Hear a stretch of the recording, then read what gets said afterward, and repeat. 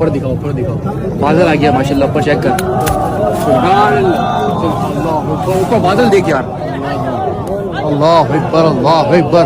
शदीद गर्मी से हमारी हालत बुरी थी, माशाल्लाह से माशाल्लाह बादल देखें किस तरह से आया है, फुल गोलाई के अंदर, अल्हम्दुलिल्लाह अल्हम्दुलिल्लाह, सुभान अल्लाह सुभान अल्लाह सुभान अल्लाह सुभान। मौसम दे माशाल्लाह माशाल्लाह।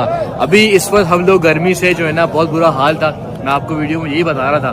माशाल्लाह से बादल अभी आसमान भी आया है, एक छोटा सा टुकड़ा है, लेकिन अल्हम्दुलिल्लाह जितने भी हरम शरीफ के हुदूद है वो एक साए के अंदर आ गई है, जो मैं आपको दिखाता चलूँ, आप देखें गौर से, माशाल्लाह देखें, ये है अल्लाह की कुदरत, सुभान अल्लाह सुभान अल्लाह।